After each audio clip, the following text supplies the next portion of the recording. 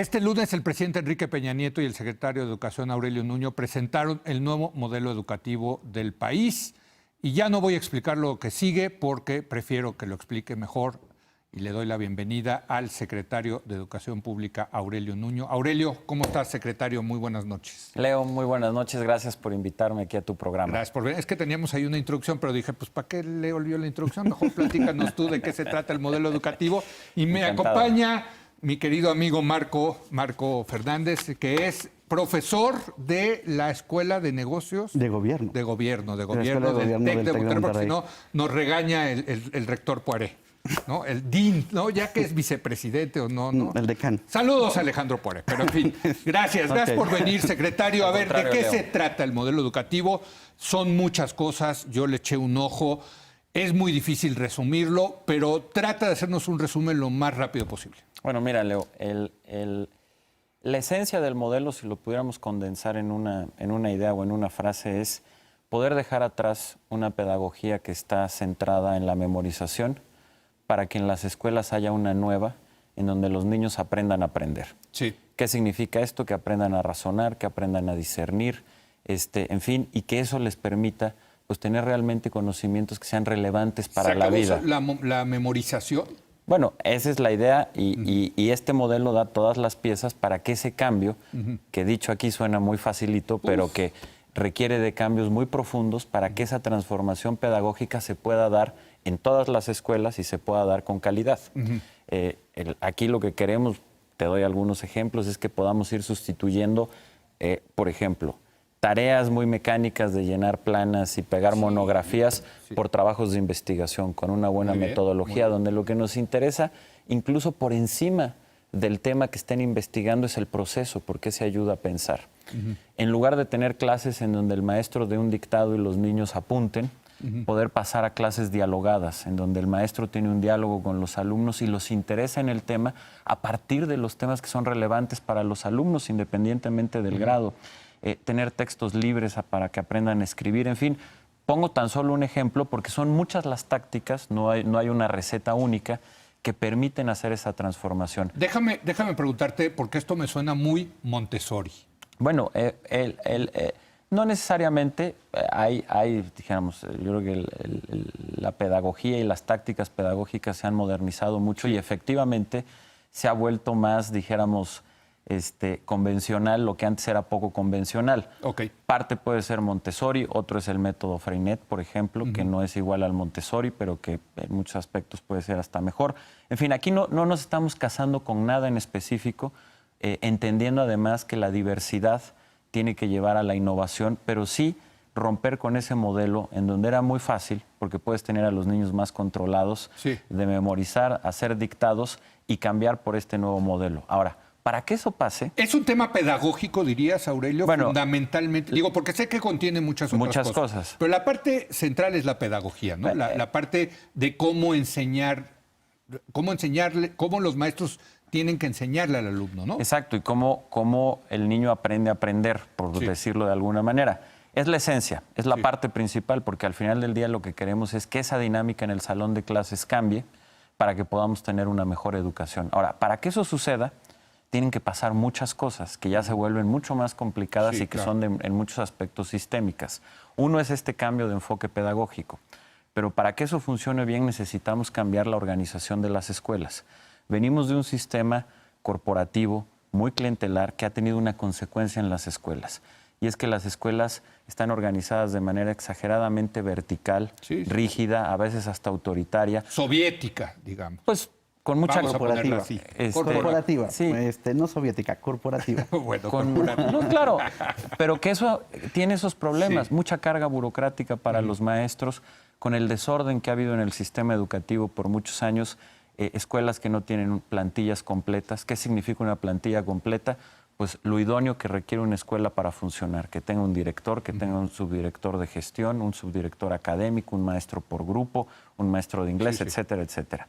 Necesitamos hacer ese rediseño de las escuelas, tenemos que mejorar su infraestructura, necesitamos avanzar muchísimo en la profesionalización de los maestros.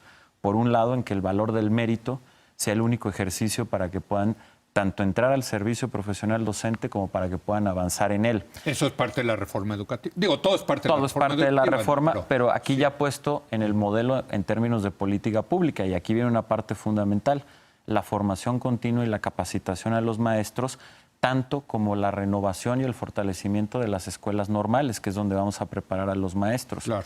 Requieres también romper con la desigualdad que existe en el sistema educativo, que ha sido complicada. Entonces, esto que te estoy describiendo son las piezas del modelo. Por un lado, el cambio pedagógico, por otro lado, la reorganización de las escuelas, el tercer elemento, que es esta profesionalización basada en el mérito de los maestros y en una buena formación, tanto inicial en las normales como continua con la capacitación, y el cuarto elemento, que es un conjunto de intervenciones para hacer mucho más incluyente y equitativo el sistema educativo. Y el quinto y último, que nos toca más a nosotros, es la coordinación en un sistema más complejo, en donde antes se veía como que los únicos dos actores era el gobierno y el sindicato, y ahora tenemos que incorporar con una mayor inteligencia a los gobernadores después de la descentralización que se hizo en los 90, y además reconocer la realidad de la participación de organismos de la sociedad civil, etcétera. Y los padres de familia. Y los padres de familia, fundamental. Entonces, ahora, esto es el modelo, ¿no? Suena muy bien, suena que tiene lógica, pero Marco, suena pues, como a un esfuerzo titánico, ¿no?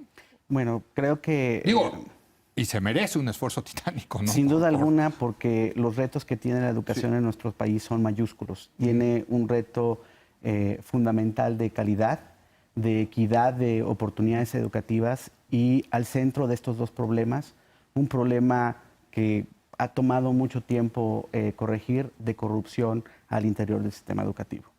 Porque una de las cosas que es clave en lo que mencionó el secretario en este modelo es la parte de la gobernanza. El cómo establecer reglas del juego para que cada uno de los actores, primero los actores gubernamentales y después los actores sociales, realmente coadyuven a alcanzar estos objetivos de calidad y equidad. Y cuando uno ve a grandes rasgos los distintos elementos del modelo, creo que en muchas de las cosas coincidimos, lo hemos platicado varias veces con el secretario.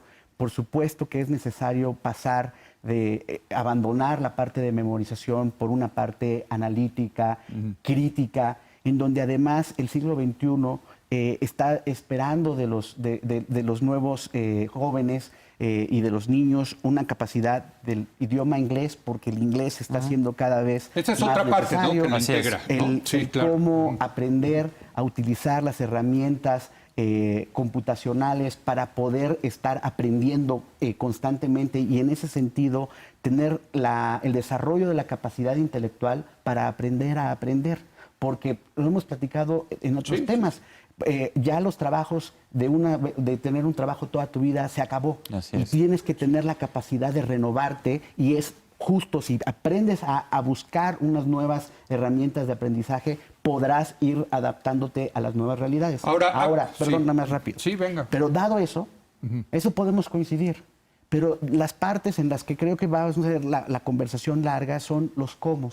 Por un lado, hay una ruta que se presenta, que acompaña este modelo educativo, en donde se señalan algunos tiempos, sobre todo para este año y el próximo, cuando arrancará el modelo educativo. Pero con franqueza, en esa ruta hay varias cosas que, desde mi perspectiva, no están bien delineadas, se tendrían que clarificar para ver cómo se van a ir implementando. Tenemos un problema sustantivo de los dineros para poder llevar a buen puerto esta reforma. Por ejemplo, en el caso de la formación docente, que es vital para que este modelo funcione, porque si no logramos capacitar bien a los docentes, no vamos a poder lograr estas nuevas habilidades. Pero para este año, por ejemplo, el presupuesto para formación docente recibió un recorte del 39.5%. El programa de la reforma educativa recibió un recorte del 72%. El programa para las computadoras se le eliminó todo el presupuesto. No hay en las asignaciones de la Cámara de Diputados para el programa de inclusión y alfabetización digital, no hubo asignaciones. Para el programa de inglés se le hizo una reducción del 3.2%, y además, y el secretario lo mencionó en algún evento, cuando vemos las evaluaciones de los docentes que presentaron ante el Instituto Nacional para la Evaluación de la Educación, más del 50% tuvieron evaluaciones no adecuadas, reprobatorias del idioma inglés. Solamente hay un maestro por cada 5 escuelas en el país. Obvio que el modelo no se va a aplicar de la noche a la mañana y es una tarea de largo alcance, aquí pero creo las condiciones que están cuesta arriba. Creo que Marco pone muy buenos cuestionamientos al respecto, secretario Aurelio. ¿Cómo? O sea, ¿cómo con la parte de capacitación y cómo con el tema del dinero, ¿no? Claro, déjame ir por partes, porque Sí. creo que es y para entrar al tema que plantea bien Marco. Primero, el modelo, que es es decir, lo que ahorita platicamos, es un documento que lo que busca es que sea la guía de un nuevo modelo educativo por muchas décadas. Y aquí están los planteamientos generales, es decir, el para qué. La visión, digamos. La visión y el para qué de todo esto para que tengamos una mejor educación. Junto con ello hicimos un ejercicio que por lo menos en el sistema educativo pues es bastante novedoso, es que publicamos una ruta para la implementación.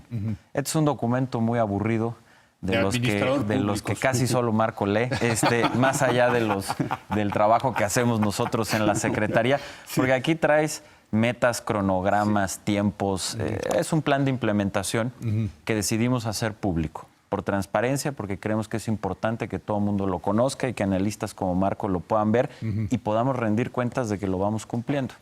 Es un plan para la primera fase del modelo que tiene que entrar en vigor en el 2018-2019 y todo lo que tenemos que hacer para llegar bien a ese proceso, que implica, entre otras muchas cosas, hacer los nuevos planes de estudio, los nuevos libros de texto, una capacitación inicial a todos los maestros para que conozcan el modelo y tengan las piezas esenciales de este cambio pedagógico y algunas otras cosas.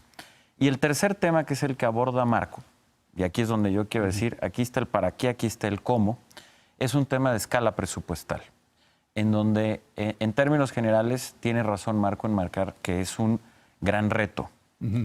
Ahora, es un reto que como país tenemos que resolver no en un año o en 2, porque este es un cambio pues, radical del sistema educativo y se tiene que ver con una visión de por lo menos 10 años. Aquí les adelanto que pensando en eso, platiqué con el secretario Meade y llevamos ya, empezamos a trabajar un documento que hagamos entre la Secretaría de Educación y la Secretaría de Hacienda con una visión de implementación de este modelo de 10 años con escenarios presupuestales. ¿Qué pasa si nos mantenemos en un escenario inercial? ¿Hasta dónde vamos a llegar a cubrir con este modelo? ¿O qué escenarios adicionales podríamos tener para que en 10 años, que es una ruta razonable, un tiempo razonable, pueda estar este modelo operando en todo el país? Porque lo que ahorita vamos a tener es que vas a tener algunas escuelas que van a empezar a funcionar más dentro de la dinámica del modelo y otras que, entre otras razones, por razones presupuestales, no va a alcanzar. Así es. Ahora, en lo específico, perdón, Marco, nada más para terminar, en lo específico, por los puntos que planteó Marco, porque aquí estoy hablando un poco en el largo plazo, en lo inmediato, con el presupuesto que tenemos actualmente, está garantizado que lleguemos a la ruta de esta primera fase para que arranque el modelo en el 2018-2019. Marco hablaba de una reducción presupuestal en el tema de formación continua, capacitación a los maestros. Es real que hubo una reducción del presupuesto del año pasado al de este año. Sin embargo, los 2 años anteriores habíamos hecho un incremento histórico en el presupuesto de formación continua a los maestros. Entonces, sí, incluso con esa reducción, si comparamos lo que hoy tenemos para formación continua, es mayor de lo que teníamos hace 2 años. Seguimos hablando de una escala mayor de lo que se tenía antes y con esos recursos, que además ya logramos una ampliación, tenemos 800 millones para la capacitación de este año, que por lo menos si se mantienen los mismos 800 millones, como debe ser, lo mantenemos inercial para el próximo año, estás hablando de 1.600 millones para lograr la capacitación, una previa para las evaluaciones de este año y lo otro se concentrará en la capacitación del nuevo modelo. ¿Y te sientes tranquilo con esos Yo me siento recursos? tranquilo de que lo vamos a poder hacer. Hablaba, por ejemplo, también del tema del inglés. El inglés implica un reto mayor. Aquí doy un adelanto porque parte de lo que vamos a hacer es que muchas de las políticas que aquí se enuncian las vamos a ir presentando en las próximas semanas de manera específica. En el caso del inglés, la ruta es una ruta de 20 años, con el objetivo de que en 20 años todas las escuelas públicas del país puedan ser bilingües. Es decir, español e inglés, y si hay una lengua indígena, trilingües. ¿Cómo se va a lograr eso? Con los maestros. ¿Y cuál es el primer paso? Lograr que las escuelas normales sean bilingües. Sí, claro. Para lograr eso necesitamos un número de plazas más o menos alcanzable para que podamos transformar también en el ciclo 2018-2019, tener las primeras normales en donde ya haya una capacitación intensiva del inglés. Cuando salga esa primera generación de maestros, 4 años después vas a tener una primera generación con un muy buen nivel de inglés, y luego la otra, y luego la otra, y con la tasa de sustitución tú vas a tener en 20 años no solo maestros de inglés, sino maestros de todas las materias que van a poder tener un dominio muy aceptable del inglés. Me estoy adelantando a lo que vamos a... Pero un poco hacia allá es donde se marca este tema, ¿no? Yo sé que Marco tiene otras preguntas. Yo tengo una pregunta y te la hago antes de irnos a la pausa, que nos está matando el productor, pero sí te la hago. Tú hablas 2018, 2019 como el periodo de arranque, un modelo educativo que tiene que durar 10 años y para el inglés 20 años. Pero está la realidad política, Aurelio, que el 2018 termina este gobierno. No corremos el riesgo de que llegue un nuevo gobierno y diga, pues estuvo muy bien lo que hicieron los muchachos acá de la rueda de Educación Pública, pero nosotros vamos a rehacer otro modelo educativo. Se corre ese riesgo. Sin duda. Hay que decirlo. Absolutamente. ¿No? O sea, porque absolutamente. Pues, esa es la lógica política, ¿no? Así es. ¿No? Absolutamente. Ya, no hay nada existe más que ese decir. riesgo. Pues sí. Claro que existe. Pero ustedes están trabajando como gobierno para decir, yo ya dejé esas bases. Y no solo eso, y con una perspectiva de largo plazo. Para nosotros esto es lo que tiene que continuar. Sí. Y bueno, pues será parte de las discusiones como en una democracia de la campaña, de si esto tiene que continuar o no. Pero si hubiéramos pensado bajo una lógica de decir, pues como a nosotros ya se nos acaba en 2 años, pues mejor no hacemos esto, hubiera sido un crimen. No, aparte tenían la obligación por la reforma. Además nos obligaba, pero bueno, en todo caso este es un planteamiento de largo plazo y habrá una discusión política y de política pública en este aspecto, pero ese riesgo existe. Bueno, permíteme, regresamos con tu pregunta, si te parece, regresamos con Marco, con Aurelio, para seguir platicando de este nuevo modelo educativo en el país, que es aquí en Foro TV, que continúa la hora de opinar.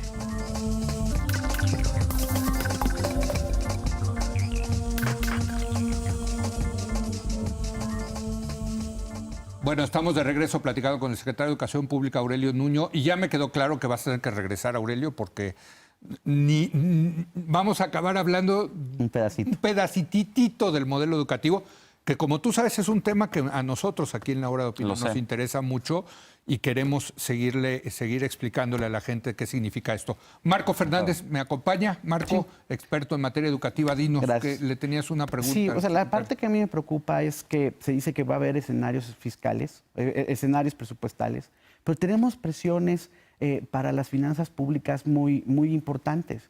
Héctor Villarreal, que lo has tenido aquí, me comentaba los datos del gasto en pensiones, la presión de los recortes en salud, o sea, el gasto federalizado. Entonces, en ese sentido, ¿de dónde vamos a sacar? Va a haber un estire y afloje de dónde destinar recursos para cubrir esta parte. Sí, eventualmente vamos a tener que tener en el país otra discusión fiscal para ver cómo financiar esto, pero además de esa parte, también tenemos que terminar con los problemas de corrupción, secretario.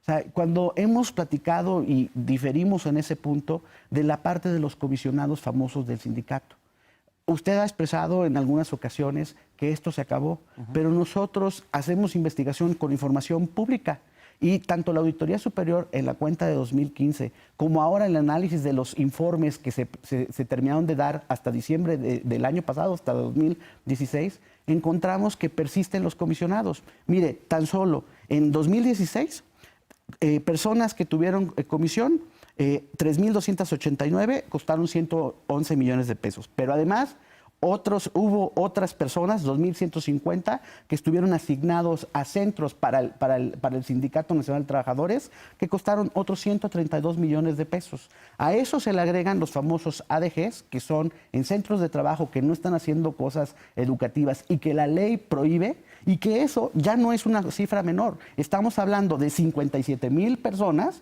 que costaron 9,000 millones de pesos. Entonces, sí, necesitamos dinero para poder atender muchas de las necesidades educativas, pero aunque la reforma ha ido acotando los espacios de los comisionados, y eso lo reconozco plenamente, persisten estos problemas de corrupción.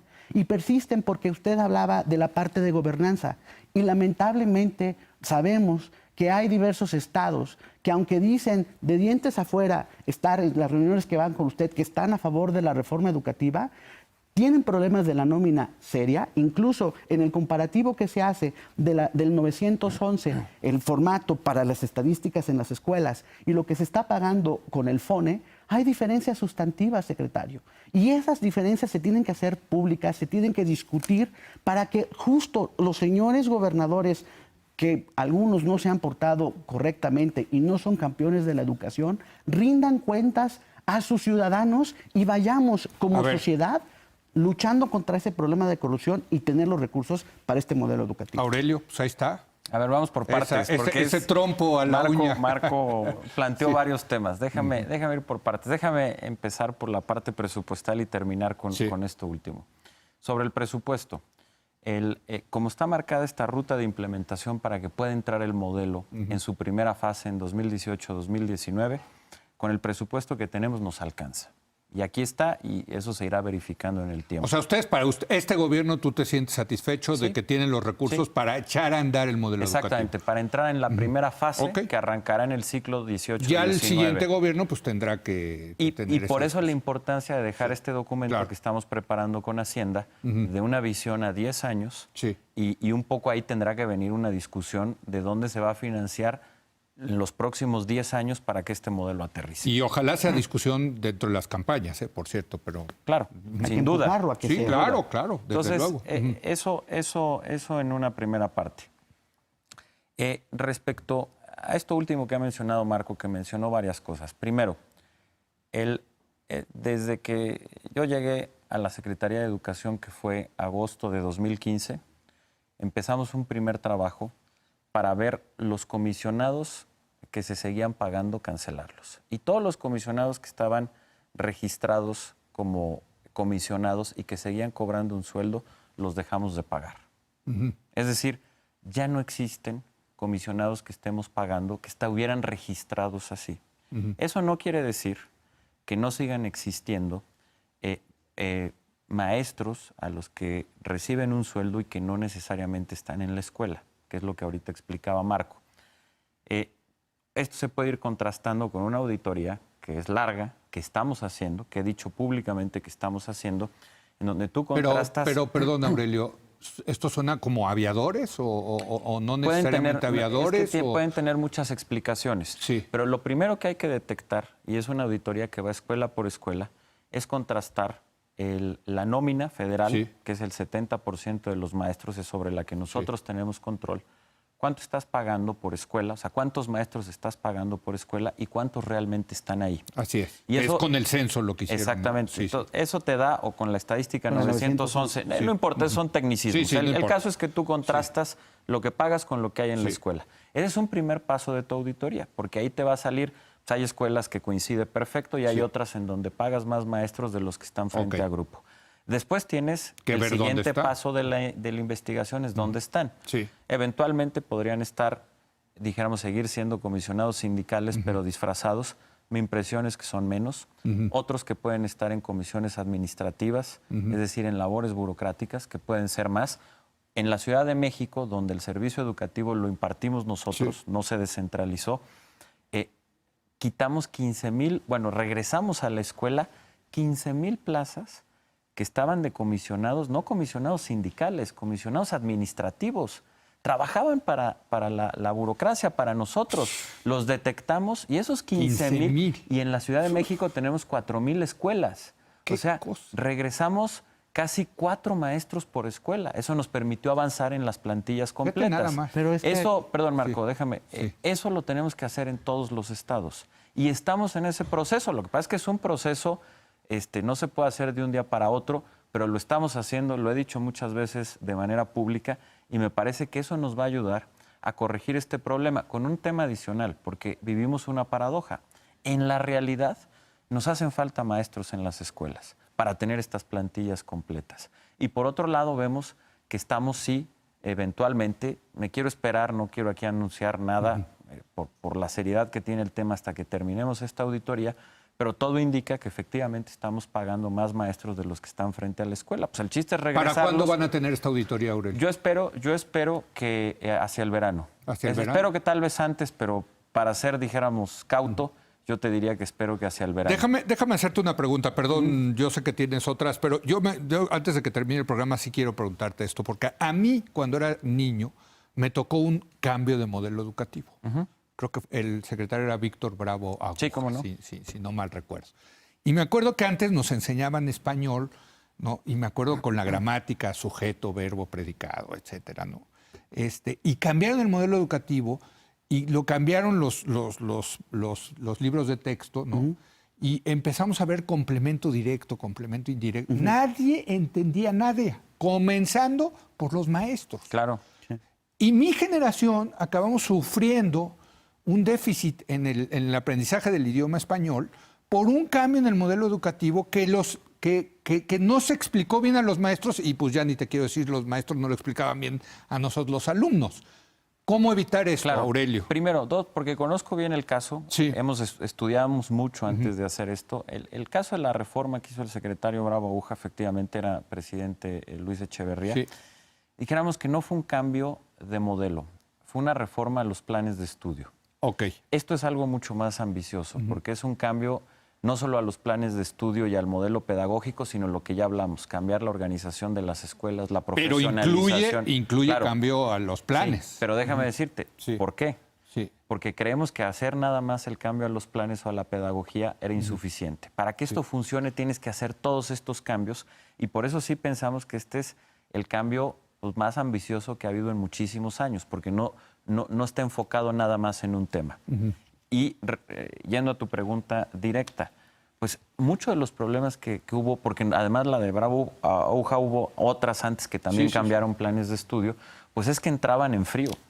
Sí. La autoridad decidía, se juntaba Y con órale, expertos, le echaba. hacía el cambio y de repente a los Y maestros... cambiaban los libros de texto. Claro, y de repente les caía a los maestros de la nada. Sí. Y por eso aquí nos estamos tomando 1 año y medio para preparar la entrada. Y ese año y medio implica los nuevos planes de estudio que está en mayo, en la ruta de implementación, está público, en mayo los tenemos que tener listos, el cambio de los libros de texto y a partir de agosto, todo el ciclo escolar 17-18, todo un año, a partir de agosto del 2017 hasta julio del 2018, vamos a dar cursos para que los maestros entiendan este modelo y que entonces cuando entre en el ciclo 18-19 no entre tan en frío como justamente lo que estás platicando de aquella época, ¿no? ¿Te suena razonable eso? Sí, solo que otra vez los cómo me parecen importantes. Y no es querer neciar, pero el programa, el presupuesto para libros de texto, por ejemplo, tuvo un recorte del 35%. O sea, sí hay menos dinero para hacer estos propósitos. Solo un punto breve, nada más, perdón. Ahora yo... Perdóname, nada más porque si no se me va a ir. Sí tuvo esa reducción, pero tenemos eficiencias en los libros de texto por 500 millones de pesos. Esa reducción se soporta por eficiencias internas en el cambio de la compra del papel y de la logística para la distribución de los libros de texto. Y con eso van a subsanar, digamos, ese déficit que había. Exactamente. Perdón, Marco, perdón. Nada más rapidísimo. Uno, respecto a los comisionados, y no, en verdad no es querer neciar, pero estos datos que nosotros estamos analizando son a partir de los reportes de la Ley de Contabilidad Gubernamental y tal cual dicen los reportes comisionados sindicales. Entonces, usted nos dice que se dejaron de pagar los comisionados, pero los reportes que los estados les mandaron y están públicos en la página de la Secretaría, no es invento mío, son estas cifras. Entonces, esas son cifras a diciembre del año pasado. Tenemos que esperar a principios de abril, porque son reportes trimestrales, para ver si persistieron estos pagos en este año. Pero a diciembre lo sabía. Ahora, en la otra parte que yo sí quisiera preguntarle, secretario, es en la parte... Nos quedan 2 minutos. 2 minutos.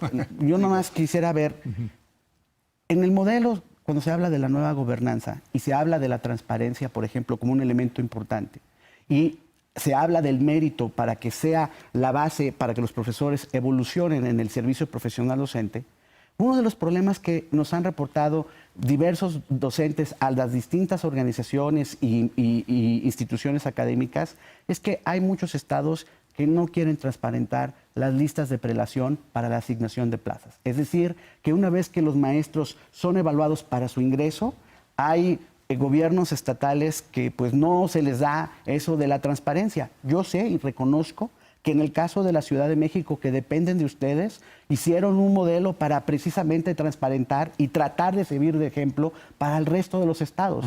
Pero otra vez, hay muchas autoridades en los estados y ustedes, al ser cabeza del sistema magisterial, saben que estados no están cumpliendo con esa parte de no respetar las listas de prelación, y ahí es donde ustedes tendrían que hacerlo público, A ver, porque si no se vuelven cómplices. Porque ya son las 11 de la noche, me queda un minuto para que conteste el secretario. Tú, con la invitación, desde luego, Aurelio, de que Encantado, regreses pero a ver, en los próximos encantado. días para seguir hablando de esto, porque apenas empezamos a desmenuzar este cambio de modelo educativo. Muy rápido, ya estamos Sí. aquí en una discusión muy técnica, pero Sí. sobre el tema de los comisionados, y lo hemos explicado muchas veces a organizaciones que tienen esta inquietud, Sí. no necesariamente había tenido esta plática con Marco. Hay un tema. Cuando un maestro se va como comisionado, tú le tienes que mantener durante un X tiempo la plaza. ¿Por qué? Porque le tienes que pagar el retroactivo del aguinaldo de lo que haya trabajado, y entonces ahí traemos un desfase con esas cifras. Ya te digo, estoy en algo muy técnico. El punto, lo que quiero decir es que el esfuerzo de ir eliminando a los comisionados ahí está, el hacer estas auditorías ahí está, va a ser parte de los progresos que se van a ver este año, que es fundamental para que esta reforma pueda continuar. Y en el caso de los estados, pues es también un trabajo. A ver, nosotros hicimos un nuevo diseño. Dividimos al país en 5 regiones educativas y yo me reúno cada 4 meses con los gobernadores de esa región para seguir todos los pasos de Arrastrando este el tema. lápiz. Y efectivamente estamos avanzando. Por ejemplo, con este ejemplo de lo que hicimos en la Ciudad de México, de una entrega absolutamente transparente, en vivo, con medios de comunicación, de las plazas a través de la lista de prelación, totalmente público, sea un modelo que este año pueda avanzar en todas las entidades federativas. Toda reforma educativa y más de este calado, pues tiene que ir Sí, no puedes cambiar. Superando exactamente, y resistencias. tiene que ir Sí. superando resistencias, y estamos en esa ruta. Y una, por último, Leo, es la ventaja de este modelo. Este modelo da una ruta tan clara que va a permitir que esto se continúe en el tiempo, si es que existe pues continuidad en esta La forma voluntad de política, sí. pensar con voluntad política, ¿no? ¿Te parece, Aurelio, que en la próxima invitemos a Juan Díaz, Encantado. el presidente del dirigente nacional de la CENTE, del CENTE? Me va a matar. Te va a Juan. matar, Me te va a matar, ¿eh? Juan.